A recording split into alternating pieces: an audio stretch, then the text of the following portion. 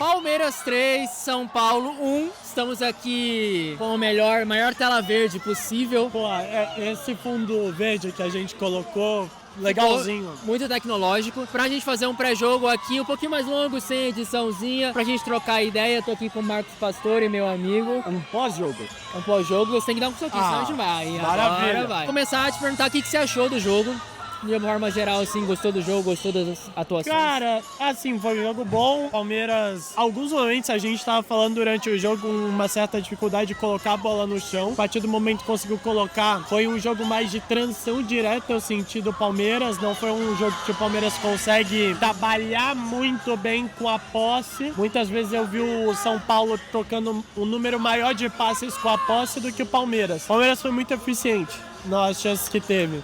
Eu acho que as 3 chances assim que teve foram 3 gols. Isso muda bastante o jogo, muda bastante o desenrolar da história, né? Eu acho que essa é a palavra do jogo de hoje, né? A eficácia na conclusão das jogadas. Porque eu senti, assim, agora com o resultado, com o pós-jogo, com tudo que aconteceu, é até difícil a gente chegar e falar, mas o São Paulo teve um primeiro tempo até superior ao Palmeiras, em volume de jogo, em criação de jogadas, facilidade na criação de jogadas, que o Palmeiras, a gente até tinha comentado aqui, né, ficou um pouco travado na saída de bola, a pressão do São Paulo funcionou muito bem, só que esse volume do São Paulo gerou um gol, algumas chances, né, teve até a chance do Tapia perdida bem aqui na nossa frente, e não gerou tanto gol quanto o próprio Palmeiras, né, que estava com dificuldade, abriu o placar cedo e foi muito rápido, né, para fazer o gol depois da pressão. A gente estava falando sobre isso também, a velocidade do Palmeiras em concluir essas jogadas. Teve essa depois da pressão e o próprio lance do Andréas, né, que estava muito bem marcado. O meio-campo do São Paulo estava conseguindo marcar muito bem o Palmeiras, mas nas primeiras, talvez a primeira oportunidade que o Andréas teve de carregar um pouco mais, ele consegue aquele passe pro Sousa. 3 gols foram em transição. Os 3 gols foram mais em transição. rápida, não é aquele muito bem trabalhado, da forma bem Abel Ferreira, sabe? É um jogo que pode se falar que deu tudo certo.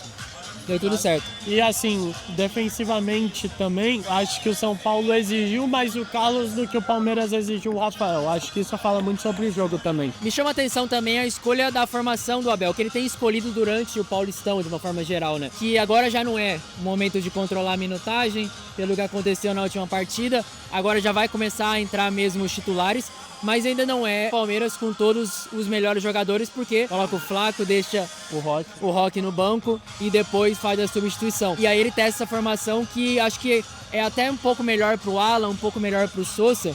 Que eles têm mais desequilíbrio pelo lado. Valeu, DJ. Subiu o som agora, puta. Aí. Meu nome é senão Thiago. Ela ficou esperando até muito tarde. Ficou esperando. Vamos tirar meu colete, gente. Vamos tirar meu colete aqui. Pausa para tirarem meu colete aqui, porque eles têm hora, né, para ir para casa, para devolver todas as coisas certinho, mas pode continuar. Cara, mas você tocou um tópico das invertidas do Marlon Freitas.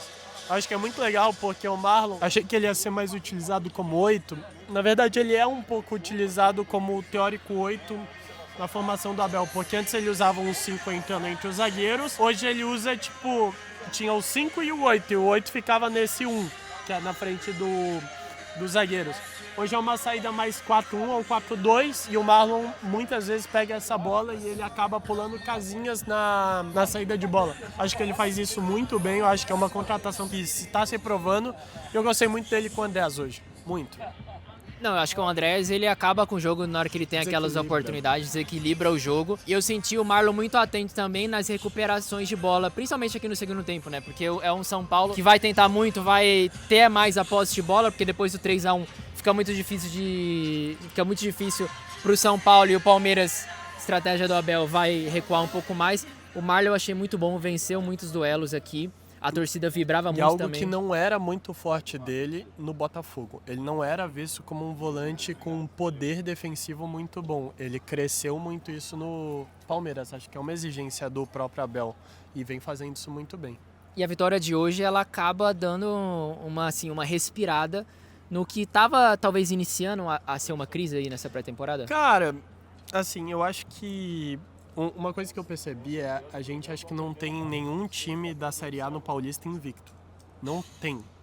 Eu não sei o caso do Red Bull, mas que eu saiba, todos perderam. Só que o Red Bull talvez agora, né? Exatamente. Só que a derrota foi muito complicada. Aquela derrota contra o Novo Horizontino. Muito por esse fato, achei que ia expulsar a gente aqui. Mas, ainda não. Mas muito por isso se criou meio que um clima de tumulto nessa, entre aspas, pré-temporada. Eu ainda tô tendo um pouco mais de paciência para analisar. Senti uma evolução hoje em relação a outros jogos, mas ainda é um processo.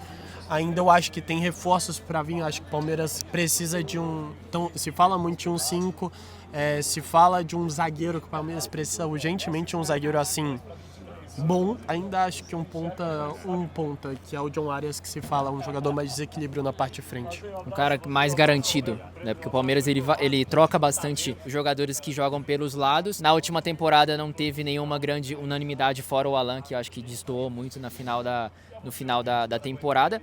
Até porque o Palmeiras, com os dois atacantes na frente, com o Flaco e com o Vitor Roque, ele precisou, não de pontas, mas de meias que eram desequilibrantes também, que sabiam cortar para dentro. Eu acho que o Arias se encaixaria muito nisso. Se ainda procuraria um 5 mesmo tendo o Marlon, você apostaria no Marlon como 5? Cara, eu teria um pouquinho mais de calma, porque a gente tem o Marlon, a gente tem o Emiliano, que eu já botei muita fé no Emiliano, mas ele não vem fazendo bons jogos aí em 2026. Só que eu ainda queria ter um pouco mais de paciência. Tem o Luiz Pacheco da base, que vem jogando muito bem nos jogos que entrou. A gente tem jogadores no mercado, eu gosto de olhar bastante, que estão livres para caso chegassem meio do ano. O Jefferson Lerma, o Fabinho. Tinha o caso do Rodrigo, só que o Rodrigo saiu pro Valência. Mas que você pode se planejar para segurar um pouco nessa posição para buscar. O Palmeiras pode ter um pouco mais de paciência, buscar mais um zagueiro, ser buscar um cara mais certeiro, né? Cara ofensivo. Tem que ser um pouco do perfil de contratação do Palmeiras e do Flamengo. Pode pegar, a gente continua. Tranquilo.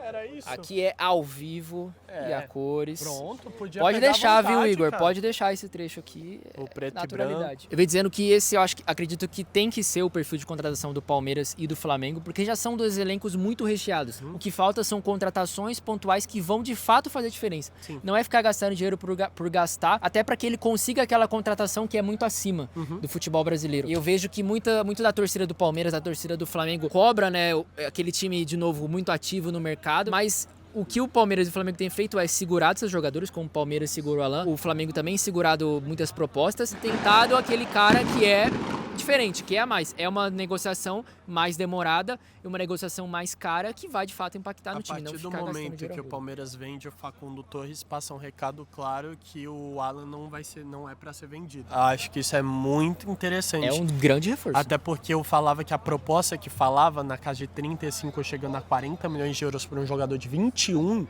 eu já tava balançando lá ele. E quando vende o Facundo por 10 milhões de dólares, meio que você mostra um recado de falando, opa, a gente já tirou o nosso ponto, entre aspas, de desequilíbrio canhoto. O Palmeiras não tem outro ponta canhoto na base. Por quê? Porque acredita que vai dar mais desenvolvimento pro Alan e vai trazer um outro ali, mas tipo, não um ponta canhota pelo que se fala do Arias. Esse eu acho que é mais um dos marcos assim de desenvolvimento falando do futebol brasileiro como um todo. Porque é um futebol que passa não só a trazer os caras de fora mais cedo, como o Paquetá tá negociando agora, como outros vieram um pouco mais cedo e até vendo a importância de se jogar nesse futebol brasileiro que tem dado cada vez mais vaga na seleção e porque o nível tá muito alto aqui e os caras chegam lá e conseguem jogar. E também é esse segundo movimento, que é segurar os caras da base, que é ter o Alan como um jogador que vai continuar desempenhando o que ele vinha desempenhando no Palmeiras, vinha desempenhando no futebol brasileiro, no futebol sul-americano. Então, ganhar Libertadores não é só vou fazer dinheiro o tempo inteiro com venda de jovens,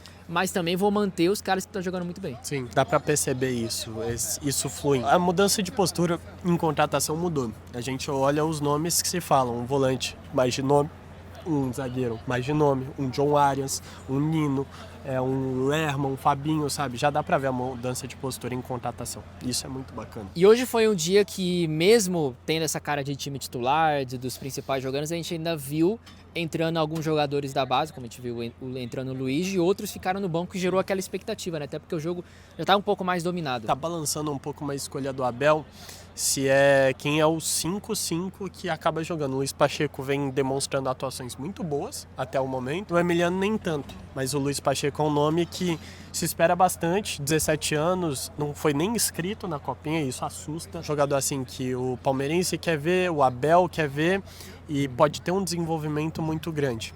A gente tem outros nomes, o Luigi, que esse, diferente dos outros, eu não vejo desempenhando tanto pros minutos que vem jogando. A gente tem o Riquelme, que chegou a ter uma chance muito grande contra o Santos, que é um cara que eu acompanhava na base, eu falava, ele é muito bom. A gente tem o zagueiro Luiz Benedetti, que acabou jogando também, acabou falhando em um gol contra o Novo Horizontino, mas é um zagueiro com um potencial, assim, muito grande, era muito hypado na época da base. O Arthur, que jogou bem contra o Santos, se não me engano. Foi um jogo aqui em Barueri que ele foi muito bem, não sei se foi contra o Santos, foi contra o Mirassol, que ele acabou indo muito bem. E o Larsson também. Então a gente tem o Larsson também, que vem tendo bons minutos em 2026. Uma coisa que eu acho válida pontuar, esses jogadores que estão na base, eles não tiveram, que eu saiba, não tiveram férias. Pode passar à vontade. Aí. Nada. O que é bom ressaltar, os jogadores que estão na base não tiveram, que eu imagine, eu acho que eles não tiveram férias. Então acho que eles já estão no ritmo que estavam, como se fosse um decorrer da temporada, até por causa da preparação da Copinha. E dá pra perceber que eles estão em um ritmo diferente, pelo menos o Luiz Pacheco e o Emiliano Martinez. Pra mim é notável isso, no caso, e muito bom. E isso é importante porque agora, semana que vem, começa o brasileiro já. E aí vai ficar brasileiro e estadual, coisa que a gente não é acostumado a ver, mas Copa do Mundo é isso aí mesmo. Vai ser importante ainda utilizar esses caras da base, porque não vai poder ainda utilizar o time titular quarta e domingo, sendo ainda um começo de temporada para ninguém estourar agora, que não é o que o Palmeiras quer. O rodízio. O rodízio vai ser extremamente importante. Mas o Palmeiras tem um elenco muito profundo. Isso é muito bom. O Palmeiras consegue fazer esse tipo de coisa. Eu acho que é válido. Tem que acabar e Quanto sair. tempo? Já? E aí é por a gente sair ou é pelas cadeiras? Tá, a gente vai falar de São Paulo. Mas uns 8 minutos? 5? Tá. Perfeito. Ela que manda aqui, gente. A gente só fala assim, senhora. Exato. Falando um pouco de São Paulo hoje, assim, uma partida, parece que cada tempo foi um time completamente diferente. Porque vindo da partida contra o Portuguesa, que teve muitos erros, teve um time que não se encontrou em campo em nenhum momento, me surpreendeu muito o primeiro tempo. O Crespo, ele escolhe trocar essa formação, né? Colocar agora um 4-4-2, digamos assim, né? Porque do lado direito você tinha o Bobadilla, do lado esquerdo o Luca, que ele joga melhor na esquerda do que ele vinha na direita. E na frente o Luciano, quase como um meia, né? Mas fazendo uma dupla com o Tapia. Eu achei até muito interessante no primeiro tempo, e agora, claro, né? Com a derrota, talvez pareça que não tem nada a se elogiar. Mas eu queria pontuar aqui porque é esse dinamismo do futebol de jogo a jogo. E eu acho que vale a pena falar do que o Crespo fez no primeiro tempo e falar por que isso não foi repetido no segundo tempo. Eu acho que dá pra falar também, pontuar positivamente, a partida que Danielzinho e Marcos Antônio fizeram. Exatamente, eu ia chegar exatamente nesse ponto, porque pra funcionar esse meio pra frente, o Bobadilla na direita vinha muito pra dentro, deixava a lateral inteira pro Mike subir, e ele acabava complementando muito bem o Marcos Antônio e o Danielzinho, que foram, assim, o pulmão do São Paulo nesse primeiro tempo, jogaram muita bola no primeiro tempo. São Paulo conseguia ter a bola no pé que o Palmeiras não tinha muitas vezes por causa desses dois caras. Por causa desses dois caras. E eles, na saída de bola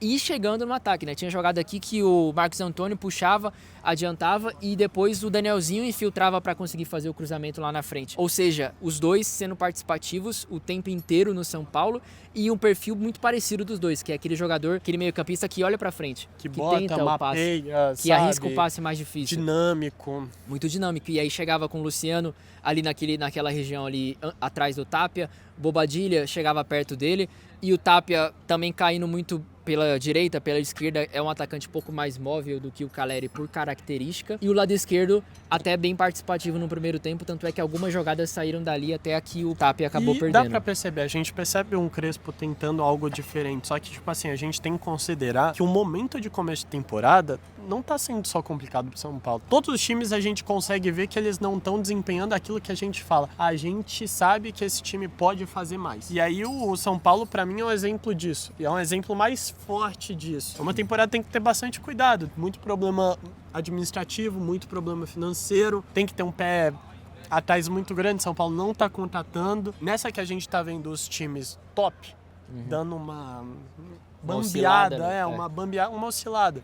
a gente percebe o São Paulo que, tipo assim, já tende a decair do que foi o ano passado, dando essa oscilada. Tende a ser isso que a gente tá vendo. Pelo menos eu acho válido que a gente consegue ver do Crespo, de tentar algo diferente. Isso eu achei válido porque eu não esperava nem perto do desempenho que teve no primeiro tempo, ainda mais pensando contra um Palmeiras praticamente titular. A mudança que teve do São Paulo, e achava que o segundo tempo seria um pouco mais interessante por isso, só que aí o gol logo cedo, acho que mata muito a moral do time. Aí a gente fala um problema que não é só a forma de jogar, mas também a mentalidade do time, a confiança para continuar jogando o seu futebol, porque depois o Palmeiras se fecha atrás, estratégia do Abel para também buscar ali os contra-ataques. Eu acho que o Crespo, o Palmeiras, ele sente, ele demora muito a conseguir construir algo mais concreto, e o Crespo demora muito para substituir. Teve parada para hidratação, ele não substituiu, ainda segurou mais uns 10 minutos, vai substituir aos 30. Cara. É complicado. Falar isso, mas São Paulo ainda não tem opção no banco. É complicado. E essa substituição que ele fez do Ferreirinha e do Caleri já seria algo que eu tentaria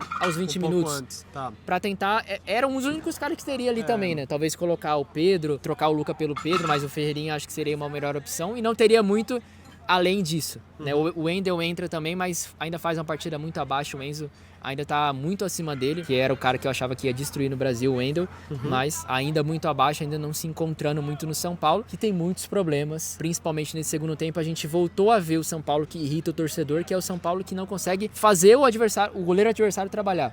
Não consegue chegar Pra mim tem uma falta clara de desequilíbrio pelo lado. A gente tem o Luca tentando, mas, tipo, não tem, tipo... O que eu vejo muitas vezes, por exemplo, o problema que o Palmeiras tem de, tipo, às vezes fazer a bola sair da defesa, passar pelo meio campo em transição e chegar pelos lados para exigir o desequilíbrio, o São Paulo não tem o desequilíbrio, não tem o passe que quebra a última casinha. Hoje tinha o Luca, depois entrou o Ferreira, mas não tem aquele jogador que vai desequilibrar pelos lados e eles procuram, no caso. Então eu sinto que isso é uma das coisas que falta. Eu acho que o caminho do São Paulo passa muito por ter Marcos Antônio e Danielzinho mais potencializados, talvez com um cara atrás deles para que eles sejam mais utilizados na frente, ou com essa ideia do Bobadilha vindo para dentro. Caminhos que o São Paulo consegue um pouco melhorar, mas de novo, ainda precisa muito contratar. Ainda não dá para depender só dos caras da base como a única opção que o São Paulo tem, porque olha para o banco e não tem onde tirar um jogo diferente. Tem onde tirar jogadores da mesma posição que são um pouquinho mais experientes, às vezes, que tem um pouquinho mais de história no São Paulo, mas mesmo assim ainda é muito pouco. Então quando o jogo vai para uma outra situação, que é o jogo que vai para o São Paulo tendo a bola 100% e o Palmeiras fechadinho lá atrás, não oferecendo os espaços que ofereceu no primeiro tempo, o São Paulo não tem recurso para sair daquilo. Também por causa do banco, também por causa do momento do time, também por causa dos jogadores que tem para entrar. Acho que foi nossa deixa pra acabar, viu?